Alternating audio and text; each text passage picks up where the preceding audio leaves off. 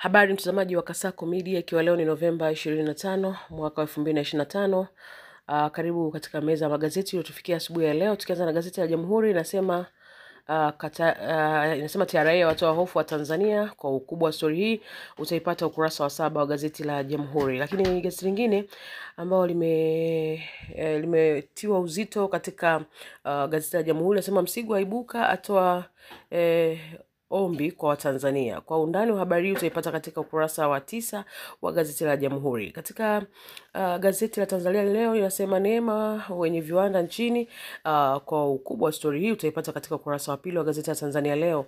Lakini story nyingine katika gazeti la Tanzania Leo inasema waziri mkuu aagiza kanisa la Gwajima lifunguliwe. Kwa ukubwa wa story hii utaipata ukurasa wa 4 wa gazeti la Tanzania Leo. Lakini story nyingine inasema Rais Dr. Samia afuta sherehe ya 9 Disemba, fedha kutumika kukarabati miundombinu. Kwa undani wa story hii utaipata katika gazeti la Tanzania Leo kwa undani zaidi katika ukurasa ule wa 4. Lakini gazeti lingine linasema linatoka Raia Mwema, linasema Dr. Mwigulu Nchemba aagiza kanisa la Gwajima lifunguliwe. Kwa ukubwa wa story hii utaipata katika ukurasa wa 4 wa gazeti la Raia Mzalendo. Lakini story nyingine katika gazeti la Raia Mzalendo ambao limemeka headline linasema waziri wa viwanda aidi ushirikiano CTI, asema atekeleza maono ya rais kuongeza viwanda. Kwa ukubwa wa story hii utaipata ukurasa wa 5 wa gazeti hili la Raia Mzalendo. Lakini story nyingine inasema Makamba asisitiza maghala ya kuhifadhia mafuta nchini. Kwa story ukubwa wa story hii utaipata ukurasa wa 4 wa gazeti la Raia Tanzania. Raia Mzalendo. Story nyingine katika Raia Mzalendo sema Siro watangaza kiama kwa majambazi ziwa Tanganyika. Kwa ukubwa wa story utaipata ukurasa wa 3 wa gazeti la Raia Mzalendo. Tukiingia gazeti la Machinga nasema Samia aagiza kufunguliwa kanisa la Gwajima, ndo story kubwa ambayo wameiweka katika gazeti la Machinga. Lakini story nyingine inasema Tanzania kidedea ujumbe kamati ya urithi wa dunia UNESCO. Kwa ukubwa wa story utaipata ukurasa wa 2, na ile story ya Samia aagiza kufunguliwa kanisa la Gwajima utaipata ukurasa wa 3 wa gazeti la Machinga. Lakini story nyingine kapinga aidi neema sekta ya viwanda nchini utaipata story hii kwenye ukurasa wa 3 wa gazeti la Machinga, ambazo ndo story ambazo ziko juu kabisa kwenye gazeti la Machinga. Lakini story nyingine sasa 210 afutiwa mashtaka ya uhaini Arusha, Dar na Mwanza. Kwa ukubwa wa story hii utaipata ukurasa wa 2 wa gazeti la Machinga.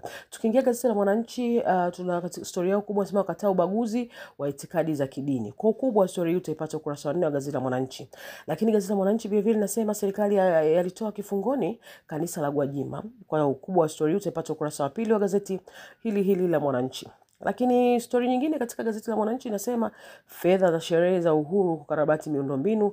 Ukubwa wa story utaipata ukurasa wa 2 wa gazeti la Mwananchi. Lakini story nyingine inasema watuhumiwa 210 vurugu za Oktoba 29 waachiwa huru. Kwa ukubwa wa story utaipata ukurasa wa 3 wa gazeti la Mwananchi. Tukiingia gazeti la Sauti Yetu, lenyewe limeweka story kubwa ya Gwajima, anasema kanisa la Gwajima latoka kifungoni. Upande wa kushoto wameweka waziri mkuu Dr.